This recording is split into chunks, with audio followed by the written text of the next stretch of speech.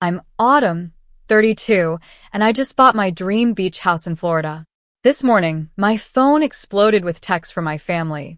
We've packed our bags, my mom wrote. Can't wait to visit, my dad chimed in. My sister Heather sent a family photo saying, the kids miss their auntie.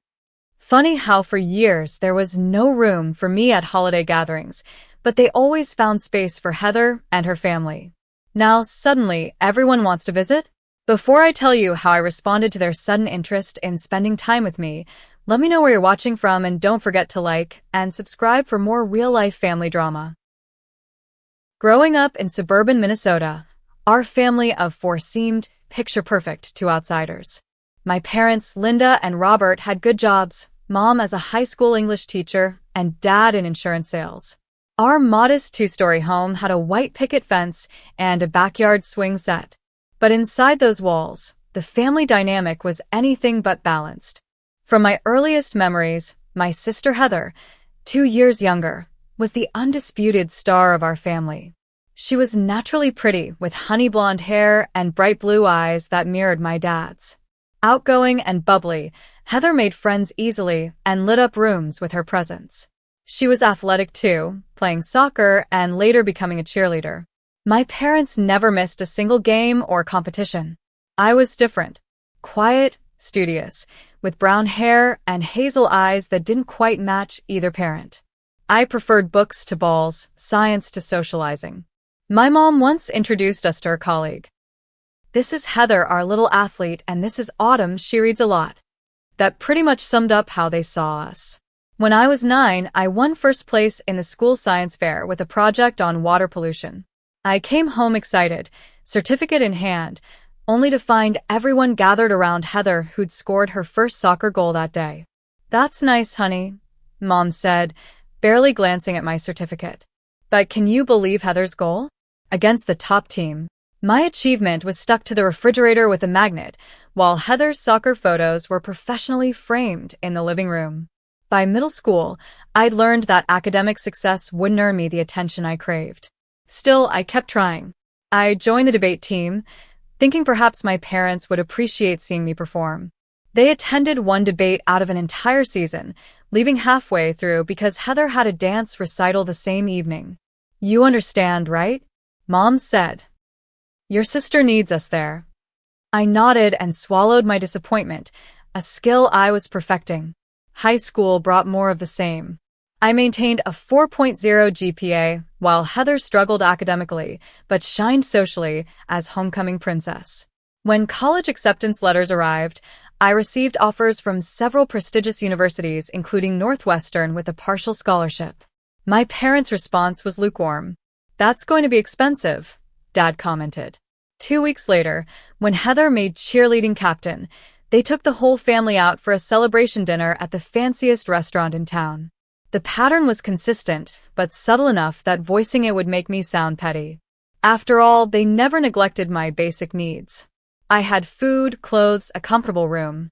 The neglect was emotional, a quiet preference that spoke volumes in accumulated moments.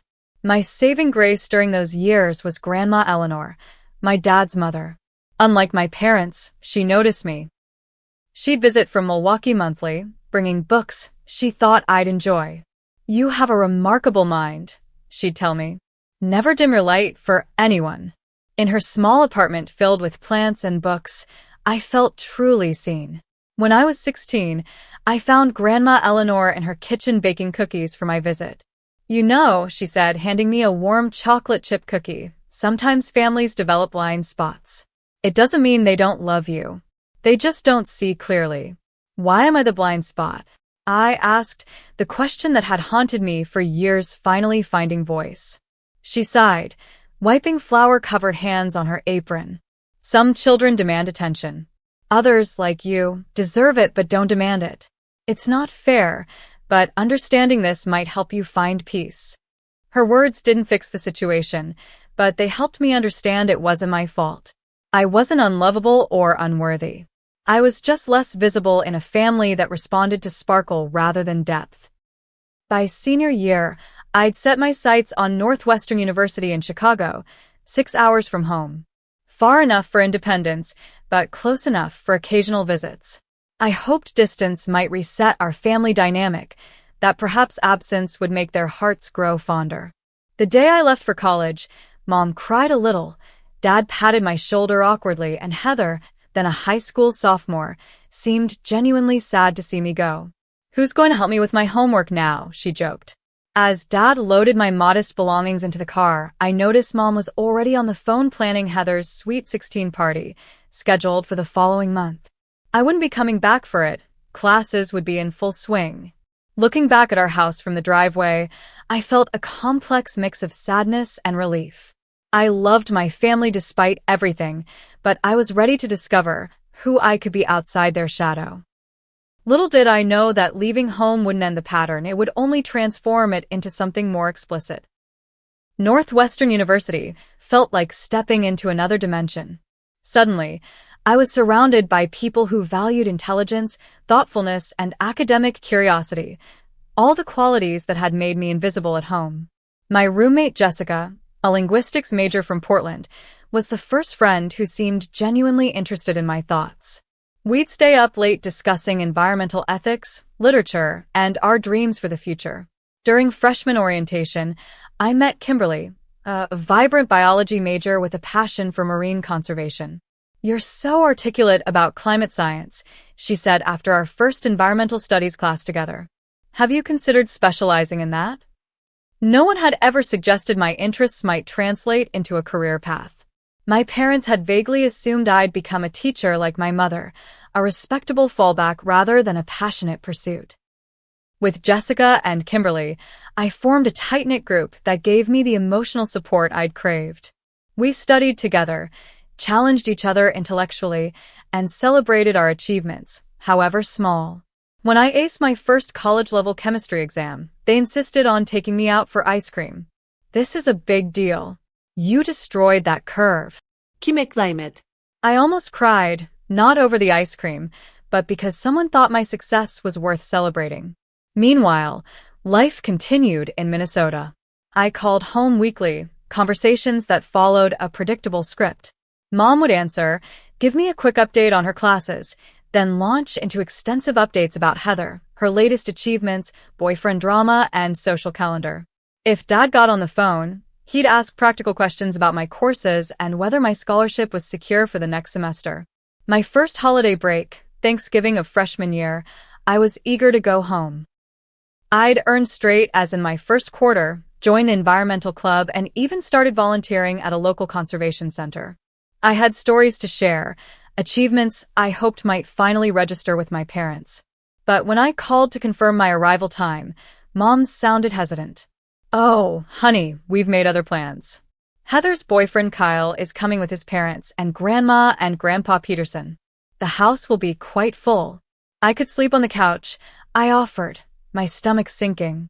"Well, Kyle's parents are taking the guest room, and Grandma and Grandpa will be in your room. Heather and Kyle are in hers. There's just no room, sweetie. Maybe Christmas?" I spent that Thanksgiving with Jessica's family in Chicago suburbs. They welcomed me warmly, but I couldn't shake the hurt. My own bedroom was unavailable to me, yet somehow our 3-bedroom house could accommodate 7 other people.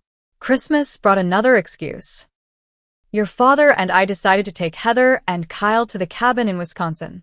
It's small, you know, that just 2 bedrooms. Next time, honey." The pattern continued throughout college. Each holiday came with a new reason why there wasn't space for me. Sometimes the excuses were elaborate, renovations making the house too chaotic, a water leak in my old room, unexpected guests taking the last available sleeping space. Other times they were transparent. "We thought you'd be too busy with school," or "It's such a long drive for just a few days."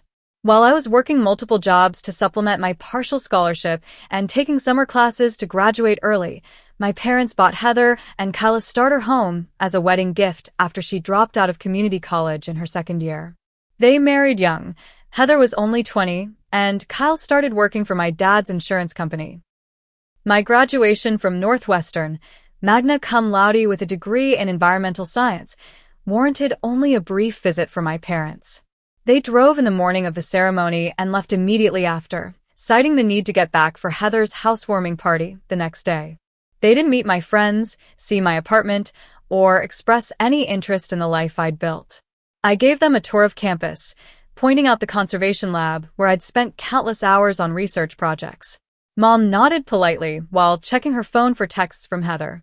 "We're proud of you," Dad said as they prepared to leave, but his words felt hollow when paired with their actions. They hadn't bothered to take a single photo during the ceremony. My first job after graduation was with a mid-sized environmental consulting firm in Chicago. The starting salary was modest, but it offered growth potential and aligned perfectly with my values and education. I found an affordable apartment with Jessica, who'd accepted a position teaching ESL at a local high school. That first year of full professional independence was transformative. For the first time, I could measure my worth by my own standards, the quality of my work, the respect of my colleagues, the difference I was making through environmental impact assessments. My supervisor, Diane, became a mentor, showing me what supportive leadership looked like. "You have a rare combination of technical knowledge and communication skills," she told me during my first performance review. "I see a real potential for advancement if you're interested in growing with the company." That vote of confidence meant everything. I threw myself into my career, volunteering for challenging projects and pursuing additional certifications in my free time. By my second year, I'd received a substantial promotion and was leading my own small team on local projects. Each professional success helped heal a piece of my childhood insecurity, but the family dynamics remained unchanged. When I could afford to fly home for holidays, I was often met with the same old refrain: "There's no room for you." Meanwhile, Heather, Kyle, and their growing family always had guaranteed accommodations. During one Christmas visit, I arrived to find I wasn't expected at all, despite confirming my visit weeks in advance. "Oh, did we get the dates confused?" Mom said, looking flustered at the door. I ended up sleeping on an air mattress in the unfinished basement while Heather, Kyle, and their new baby Emma occupied not only Heather's old room but mine as well, which had been converted into a nursery. I left early that year, cutting my 5-day visit to just 2. As I hugged my parents goodbye, I wondered if they even noticed the pain behind my smile. Or worse, if they noticed, but simply didn't care enough to change. The next 5 years established a predictable rhythm to family gatherings, or more accurately, my exclusion from them. Each holiday season brought new excuses, each more transparent than the last. One Thanksgiving, I was told renovations made the house too chaotic for guests, only to see Heather's social media posts showing the entire family gathered around my mother's dining table. For Christmas the following year, I was informed that everyone's traveling, only to discover they'd all gone to my parents' cabin without me. My sister Heather now had 2 children, Emma and Tyler, who became the gravitational center of family life. My parents transformed into doting grandparents, restructuring their lives around the grandchildren's schedules. My father even reduced his work hours to babysit twice weekly. The Christmas gathering 3 years ago remains particularly vivid in my memory. After being assured there would definitely be room this time, I flew from Chicago to Minneapolis, bringing carefully selected gifts for everyone, including custom art supplies for my niece Emma, who showed creative talent, and a set of science books for 4-year-old Tyler. When I arrived at my parents' house with my arms full of wrapped packages, my mother opened the door with a startled expression. "Autumn, was that today?" "Oh dear, we weren't expecting you until tomorrow." Behind her, I could see the dining room table set for dinner, hear voices and laughter from the kitchen. The smell of my mother's traditional beef roast filled the air. "Mom, I emailed you my flight details last week." My confirmation said December 23rd at 2 p.m. She waved dismissively. "Well, you know how busy it gets this time of year." Come in. "We'll make it work." Making it work meant setting up an air mattress in the unfinished basement while Heather's family occupied 3 bedrooms upstairs. My old room had been permanently converted into a grandkids' playroom, full of toys and children's furniture. The guest room held Kyle's parents, who apparently visited regularly, while Heather and Kyle stayed in her childhood bedroom. During dinner, I sat at the far end of the table, squeezed in almost as an afterthought. Conversation revolved entirely around the children and local gossip about people I barely remembered from high school. When I attempted to share news about a major environmental impact study I'd recently led, my mother interrupted. Oh, before I forget, Emma has her winter dance recital video. Should we watch it after dinner? The pattern was painfully familiar, yet it still stung. After dinner, while everyone gathered in the living room to watch videos of Emma's recitals and Tyler's t-ball games, I retreated to the kitchen to help with dishes. My father wandered in for another beer. "You're quiet tonight," he observed, leaning against the counter. "Just tired from traveling," I lied. He nodded, clearly relieved not to pursue the conversation deeper. "Well, it's good you could make it. Your mother wasn't sure you'd be able to get away from work." I scrubbed a pot with unnecessary vigor. "I requested this time off 3 months ago, Dad." He responded noncommittally before returning to the living room. That night, lying on the lumpy air mattress surrounded by storage boxes and old exercise equipment, I questioned why I continued to subject myself to this treatment. The answer was both simple and complicated. Despite everything, they were my family. I loved them. I kept hoping things would change. Meanwhile, my career continued to flourish. I'd been promoted to senior environmental consultant, managed larger projects, and built a reputation in Chicago's environmental community. I'd even been featured in a local newspaper article about urban conservation initiatives. It was during this period that I met Brandon at a fundraiser for the Chicago River Restoration Project. Tall with kind eyes and a quick laugh, he worked as an architectural engineer specializing in sustainable building design. Our shared environmental values sparked an immediate connection, and within months, we were seriously dating. Brandon came from a close-knit family in Michigan. The first time he invited me to his parents' home for a weekend, I was struck by the easy warmth between family members. His mother, Susan, asked thoughtful questions about my work. His father, James, showed genuine interest in my opinions on current events. His sister, Melissa, teased him affectionately, but treated me with genuine kindness.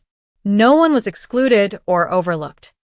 "Your family is amazing," I told Brandon during the drive back to Chicago. "They're pretty standard," he replied with a shrug.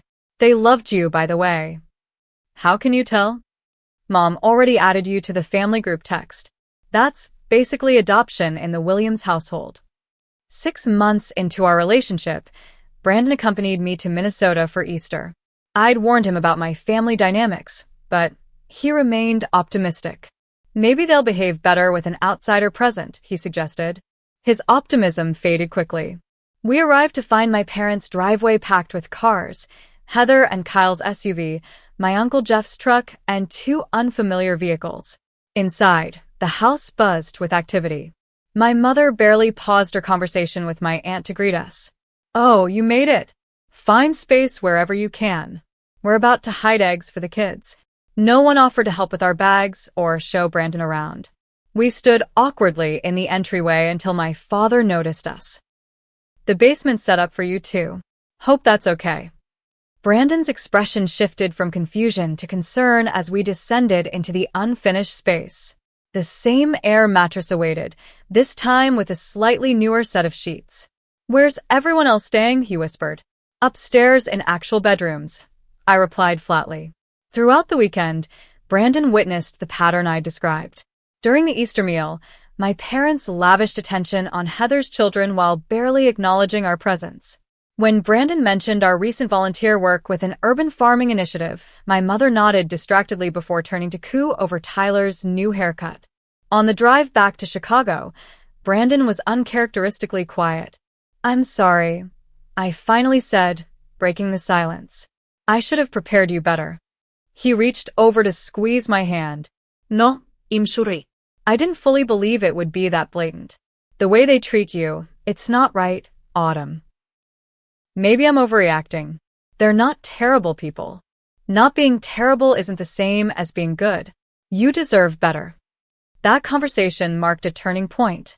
Seeing my family through Brandon's eyes helped me recognize that the pattern wasn't coincidental. It was intentional. And more importantly, it wasn't normal. The following week, I called my mother directly, determined to address the issue. "Mom, I need to talk to you about something important. Can it wait, honey? I'm on my way to pick up Emma from ballet. It's about how I'm treated when I visit. The sleeping arrangements, the lack of interest in my life. She sighed heavily. Are you still upset about the basement? It's a perfectly adequate space. It's not just about the sleeping arrangements. It's about always feeling like an afterthought in this family, while Heather and her family get the royal treatment. That's ridiculous. We don't play favorites. Mom, I've slept on an air mattress for the last 7 visits, while everyone else gets proper bedrooms. Well, Heather has the children to consider. They need structure and proper rest. And I don't deserve a decent night's sleep? You're being dramatic, Autumn. You've always been so sensitive. If you'd call more often or visit more regularly like your sister, maybe you'd feel more included. The circular logic was maddening. I wasn't included because I wasn't present, but when I tried to be present, I wasn't included. After that conversation, I made a difficult decision. I would spend holidays with Brandon's family instead. Their genuine warmth helped heal wounds I'd carried for years.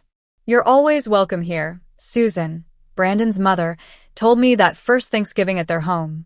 We've got plenty of room. The simple phrase brought unexpected tears to my eyes. The following spring brought unexpected career developments. My environmental consulting firm had been contracted for a major restoration project in Miami, and my supervisor Diane recommended me to lead the field assessment team. It's a 6-month assignment initially, she explained, but there's potential for it to become permanent if you're interested in relocation. The Miami office is expanding, and they need someone with your expertise. The opportunity was professionally exciting, bigger projects, more responsibility, better pay. But personally, it presented complications. Brandon and I had been dating for nearly 2 years, discussing a future together. His architectural firm was firmly established in Chicago. You should take it, Brandon said when I shared the news. It's an amazing opportunity. What about us? 6 months is a long time for long distance. He smiled, but I could see the concern in his eyes. We'll make it work. Weekend visits, video calls. It's only 6 months.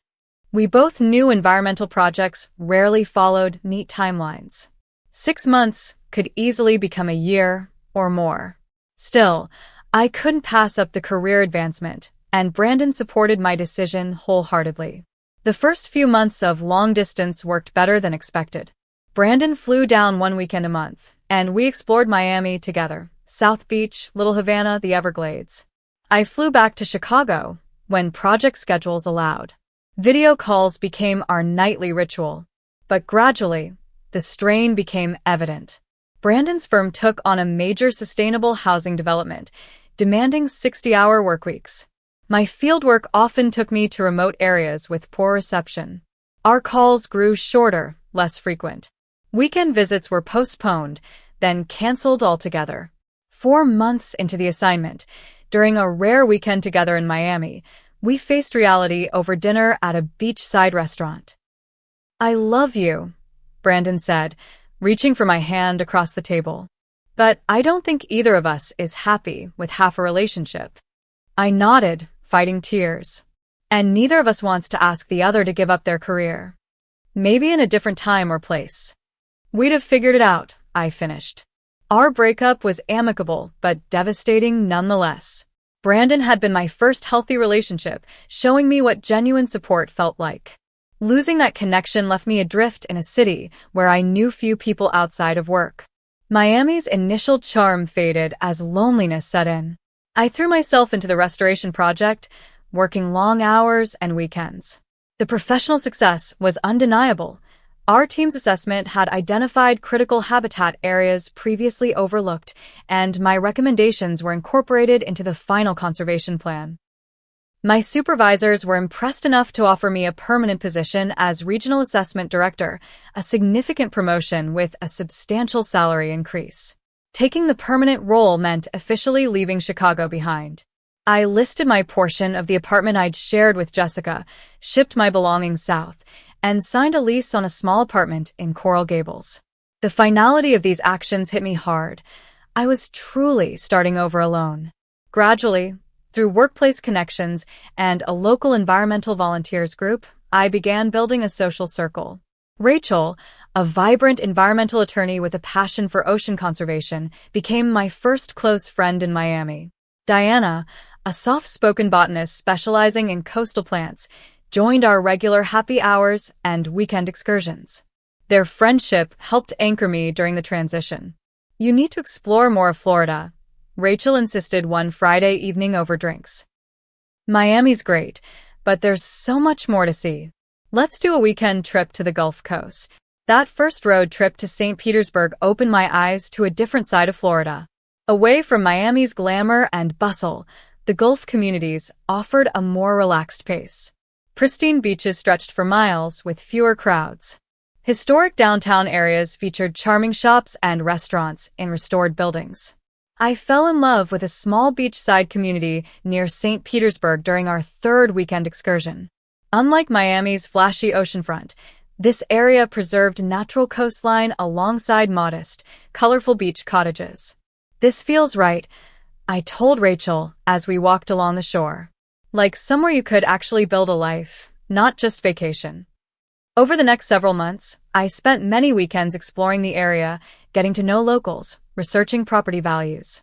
With my recent promotion and careful saving, homeownership seemed increasingly possible. I began working with a local realtor, viewing properties whenever I could make the 4-hour drive from Miami.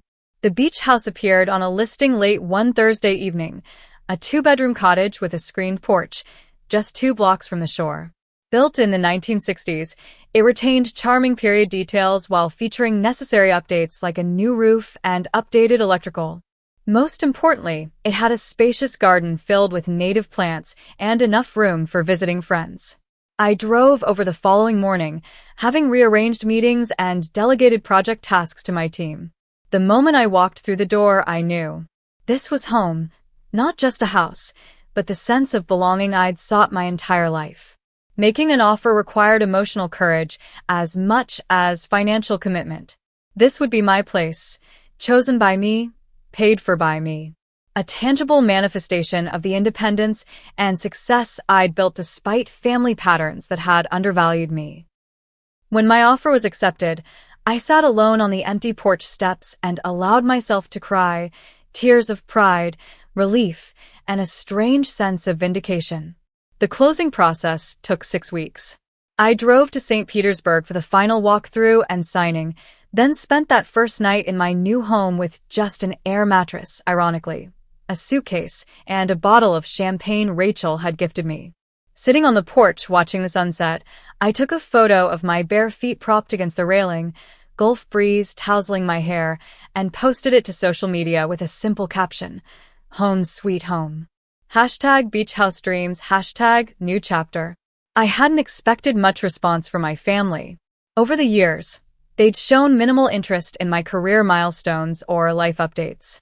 The barrage of messages that followed caught me completely by surprise.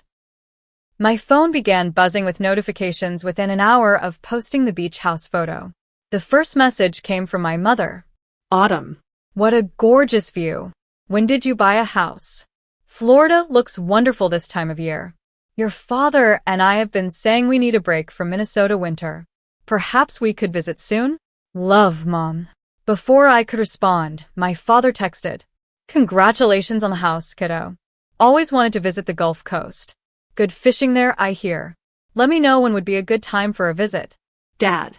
Then came Heather's lengthy message. Precis. "Why didn't you tell us you bought a beach house? It looks amazing. The kids have been begging to go to Florida forever. Emma's on spring break next month and Tyler's been learning about ocean animals in school. It would be perfect timing for us to visit. Cal could use some time away from work too. How many bedrooms do you have? Is there a pull-out couch? Send more pics. Heartsuit, heartsuit, heartsuit." The messages continued rolling in. Uncle Jeff wondering if I was near good fishing spots, Aunt Susan asking about nearby attractions, even distant cousins I barely spoke to expressing sudden interest in reconnecting. I sat on my porch, champagne forgotten, staring at my phone in disbelief. For years, I'd extended invitations to visit me in Chicago, Invitations met with polite declinations or outright ignoring. I'd offered to pay for my parents' lights for my 30th birthday 2 years ago, planning to show them my favorite Chicago spots and introduce them to my friends. My mother had responded, "Oh, honey, it's not a good time. Heather needs help with the kids that weekend." Now, suddenly, everyone had time, interest, and always wanted to visit Florida. The irony wasn't lost on me. After years of no room for you at family gatherings, they all assumed there would automatically be room for them in my new home. The messages triggered a flood of memories. Last Christmas, when I called to ask about visiting Minnesota, my mother had said, "We're keeping it small this year, just immediate family." Later, I saw social media posts showing a house full of relatives, including distant cousins and family friends. 3 Thanksgivings ago, when told there wasn't enough space, I'd spent the holiday alone in my Chicago apartment, ordering Chinese takeout and watching holiday movies by myself. I'd cried myself to sleep that night, wondering what was so fundamentally wrong with me that my own family couldn't make space at their table. The memories kept coming, each one sharper than the last. My 30th birthday, spent with Chicago friends when my family forgot to call. My graduation ceremony, when my parents left immediately after to attend Heather's housewarming. Countless holidays where I was the only family member excluded. My phone buzzed again, another message from Heather. "Tyler's so excited to visit his auntie's beach house. When can we book flights?" The assumption that they could simply invite themselves, after years of excluding me, triggered something unexpected. Not just sadness, but anger. My hands shook as I set the phone down without responding. My chest tightened, breathing became difficult, and tears blurred my vision. I recognized the symptoms of a panic attack beginning. I stepped outside, focusing on the evening air, the sound of distant waves, the feeling of wooden porch boards beneath my bare feet. Grounding techniques I'd learned during a brief period of therapy after the breakup with Brandon. Gradually, my breathing steadied. When I felt calm enough, I called Rachel. "They're all inviting themselves to stay," I explained after recounting the messages. "Like it's completely normal, like they haven't been excluding me for years." "What are you going to say?" Rachel asked. "I don't know. Part of me wants to tell them exactly where they can go, and it's not my guest bedroom." Understandable. But another part still wants their approval, their love. How pathetic is that? It's not pathetic, Autumn. They're your family. We're biologically wired to seek connection with our relatives, even when they don't deserve it. After we hung up, I sat watching the stars appear over the Gulf, considering my options. I could acquiesce, allow them to visit, potentially subjecting myself to more of the same treatment on my own turf. I could refuse outright, potentially severing already tenuous family ties. Or I could establish boundaries, clear, firm limits on what I would and wouldn't accept. The next morning, I called Dr. Wilson, the therapist I'd seen briefly in Miami. Fortunately, she had a cancellation and could see me that afternoon. I made the 4-hour drive back to Miami, needing professional guidance before responding to my family. "What you're describing is a common family pattern," Dr. Wilson said after I'd explained the situation. "You've been cast in a certain role, the independent one who doesn't need attention or support. When you demonstrate success or autonomy, like buying this house, it challenges that narrative." "But why the sudden interest now?" "Florida beach houses have obvious appeal," she smiled. "But more significantly, your success threatens the family hierarchy. By showing you don't need them, you've inadvertently made yourself more valuable in their eyes." "So what do I do?" "That depends on what you want. Do you want a relationship with your family? If so, what kind of relationship would be healthy for you?" We spent the rest of the session exploring these questions, examining my genuine desires versus conditioned responses. By the end, I had greater clarity. I wanted connection with my family, but not at the cost of my self-respect. I wanted them in my life, but with boundaries that protected my emotional well-being. Armed with this clarity, I crafted a careful response to my family's messages. I thanked them for their congratulations, explained that I was still settling in, and suggested that visits would need to wait until later in the year. I kept the tone light, but firm. The responses came quickly and revealed much. My mother replied with thinly veiled guilt tactics. "We were so looking forward to seeing you.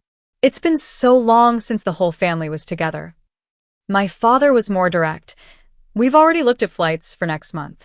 Can't you arrange things sooner?" Heather sent a photo of her children looking sad with the caption, "Emma and Tyler will be so disappointed." Their unified pressure triggered something unexpected, a sudden, complete certainty that I deserved better. Years of accumulated hurt crystallized into resolve. I opened my laptop and began typing an email addressed to my entire family. The email I composed that evening became a watershed moment in my relationship with my family. After dozens of rewrites and careful editing, I finally hit send around midnight. It read, "Dear Mom, Dad, Heather, and Kyle, I've been thinking about your request to visit my new home, and I need to address something important before we discuss any potential visits. For years, I've been told there was no room for me during family gatherings. I've been excluded from countless holidays, celebrations, and family events. To help you understand my perspective, here are some specific examples. Thanksgiving 2014, told there was no room despite my childhood bedroom being available. Christmas 2015, informed the family was traveling, only to see social media posts of everyone at the cabin. My 30th birthday, 2022, offered to fly you to Chicago at my expense, told it wasn't a good time. Last Christmas, told you we're keeping it small while hosting extended family and friends." These aren't isolated incidents, but a consistent pattern that has left me feeling unwelcome and unvalued in my own family. Now that I have something desirable, a beach house in Florida, suddenly there's interest in spending time with me. I've spent years trying to earn a place in this family, only to be repeatedly shown that there isn't room for me. So you'll understand why I find it difficult to make room for you now. I'm not writing this to hurt anyone or to get revenge. I'm writing because I believe in honesty and because I still hope for a healthier relationship with all of you. But that relationship needs to be based on mutual respect and consideration. I'm open to rebuilding our connection, but it will take time and effort from everyone involved. For now, I'm not comfortable hosting overnight guests as I settle into my new home. If you visit Florida in the future, I'd be willing to meet for dinner and show you around the area. I hope you can understand and respect my position. With love, Autumn. I slept fitfully that night, waking repeatedly to check my phone. By morning, there were no responses. The silence continued through the day as I drove back to St. Petersburg, unpacked more boxes, and arranged furniture deliveries. By evening, I began to wonder if they'd received the email at all. Then my phone rang, my mother. I took a deep breath before answering. "How could you write such hurtful things?" she demanded without preamble. "After everything we've done for you." "Mom, I wasn't trying to hurt anyone. I was being honest about my experiences. You've always been so dramatic, Autumn. We never excluded you intentionally. Life gets busy, plans change. Not everything is a personal attack. It's not about one incident, Mom. It's about a pattern that's continued for years." "Well, your father is very upset." Heather was in tears. The familiar guilt tactic surfaced, but this time they didn't work. Years of therapy and self-reflection had strengthened my resolve. "I'm sorry they're upset, but my feelings matter too. I've been hurt repeatedly, and no one seemed concerned about that." The conversation continued in circles, my mother alternating between defensive denial and emotional manipulation. When we finally hung up, nothing was resolved, but I felt oddly lighter. I'd spoken my truth, regardless of whether it was accepted. My father called the next day, his approach more direct. "Your mother's beside herself, Autumn. I don't know what's gotten into you, but this isn't how our family deals with problems." "That's exactly the issue, Dad. Our family doesn't deal with problems. We pretend they don't exist, especially when they involve how I'm treated." "That's ridiculous. You've always been welcome." "When, Dad?" "Name one holiday in the past 5 years when I was actively included, when someone made sure there was proper space for me, when my presence was a priority." His silence spoke volumes. Heather's reaction came via text. a lengthy message accusing me of jealousy, selfishness, and trying to ruin our family. She insisted I'd always been included when it was possible and that her children's needs naturally took precedence. Some of us have actual families to consider, she wrote. The barb intended to highlight my single, childless status. I didn't respond immediately to Heather. Her message required careful consideration, and I didn't trust myself to reply without escalating the situation. Instead, I focused on settling into my new home and community, joining a local beach conservation group, and exploring nearby nature preserves. A week after my email, I received an unexpected call from Uncle Dave, my father's brother. We'd always been friendly, but not particularly close. I heard about what happened, he said after initial pleasantries. Your dad called to complain about your ridiculous accusations. My heart sank. I suppose you're calling to tell me I'm being unreasonable too? Actually, no. His voice softened. I've seen how they treat you, Autumn. At family gatherings, holidays. The difference in how they respond to you versus your sister. It's not right, and it's not your imagination. Tears sprang to my eyes at this unexpected validation. Thank you for saying that. Look, I love my brother, but he's always favored Heather. She reminds him of your grandmother, same personality, same social charm. You're more like your grandfather, thoughtful, deep thinking. Neither is better, just different, but Robert never understood quiet strength. We talked for nearly an hour, Uncle Dave sharing observations from years of family dynamics I hadn't been aware of. Before hanging up, he said, I'm proud of you, Autumn. Setting boundaries isn't easy, especially with family, but it's necessary sometimes. That conversation gave me the strength to respond to Heather with calm clarity rather than reactive emotion. I acknowledged her perspective while standing firm in my own experience. I'm not asking for special treatment, I wrote.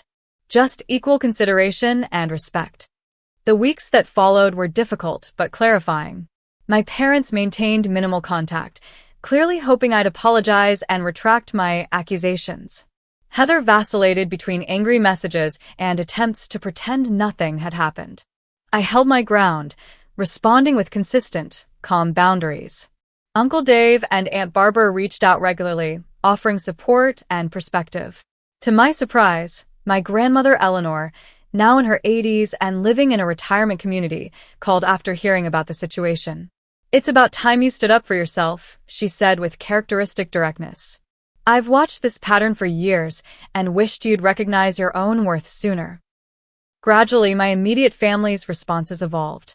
My mother's initial defensiveness gave way to reluctant acknowledgement of some misunderstandings. My father, never comfortable with emotional confrontation, suggested we move forward and forget the past. Heather remained the most resistant, unwilling to relinquish her position as the family's central figure. I maintained my boundary about visits, offering instead to meet them for dinner if they came to Florida. I'm not ready for overnight guests yet, I explained. This is about establishing healthy patterns, not punishing anyone. 3 months after my initial email, my mother called with a different tone. I've been thinking about what you said, she began hesitantly. Looking back at some of the holidays, I can see how it might have seemed like we were excluding you. It wasn't a full acknowledgement, but it was progress. Thank you for saying that, Mom. It means a lot. Your father and I have been talking. We'd like to try to do better. Maybe start with phone calls more regularly? And we'd still like to see your new home, whenever you're comfortable with that. I'd like that too, I replied, cautiously hopeful. Regular calls would be a good start. Setting boundaries hadn't destroyed my family relationships as I'd feared. Instead, it had created space for potentially healthier connections to develop. Not perfect, not immediately transformed, but moving in a better direction. That Thanksgiving, 6 months after buying my beach house, I hosted my first holiday gathering. Not for my immediate family, that bridge was still being carefully rebuilt, but for my chosen family. Rachel and Diana drove from Miami. My new neighbors, the Carlsons, joined with their teenage daughter. 2 colleagues from the conservation group brought homemade pies. My small cottage was filled with laughter, genuine conversation, and the warm embrace of people who valued me exactly as I was. We ate on the screened porch, watching pelicans dive into the Gulf waters as the sun set in brilliant orange and pink streaks. Instead of traditional turkey, we had a seafood feast sourced from local fishermen. No one relegated me to an air mattress or treated me as an afterthought. Everyone contributed to the meal, helped with cleanup, and expressed genuine interest in each other's lives. "This is what holidays should feel like," Rachel observed as we sat around the fire pit in my garden that evening. "Comfortable, not performative." To chosen family, Diana raised her glass. "The people who see us clearly and love us anyway." The toast resonated deeply. Throughout my life, I'd measured my worth through my biological family's eyes, coming up short every time. Now I recognized the wealth of connection available beyond those limited confines. My relationships with my immediate family evolved slowly in the months that followed. True to her word, my mother began calling weekly. Our conversations remained somewhat superficial, but occasionally she'd ask genuine questions about my work or new home. My father joined these calls sporadically, his gruff attempts at connection awkward but sincere. Heather proved the most resistant to change. Accustomed to being the family's central focus, she struggled with the shifting dynamic.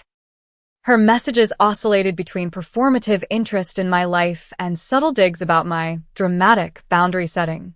I maintained consistent, kind responses without allowing her to pull me into old patterns. In February, Grandma Eleanor visited for a week, my first overnight guest. At 83, she'd lost none of her sharp insight or direct manner. We spent mornings on the porch watching shorebirds, afternoons visiting local gardens and art galleries, and evenings sharing family stories I'd never heard. "Your grandfather would be so proud of you," she told me one evening. "Not just the career success, though that too. He'd admire your courage to stand up for yourself while still keeping your heart open." "I wish I'd known him better," I said, treasuring these connections to my past. "You're more like him than you know." He was always the quiet strength in our family, the one who held things together without needing the spotlight. In March, Uncle Dave and Aunt Barbara visited, respectfully staying at a nearby hotel despite my offer of the guest room. "We want to see your place but not invade your space," Uncle Dave explained. Their visit brought healing conversations and deeper connection. They shared childhood stories about my father that helped me understand his emotional limitations without excusing his behavior. As spring turned to summer, I received an unexpected message from my parents. They'd been discussing a Florida trip in October and wanted to know if I'd be comfortable with them visiting, staying at a hotel, of course. "We understand if you're not ready," my mother wrote. "We're trying to respect your boundaries." That simple acknowledgement, recognizing and respecting my boundaries, meant more than any apology could have. I agreed to their visit, setting clear expectations about its duration and structure. When October arrived, I felt nervous but prepared for their 3-day visit. I'd arranged dinner reservations, a boat tour of the bay, and plenty of independent exploration time for them.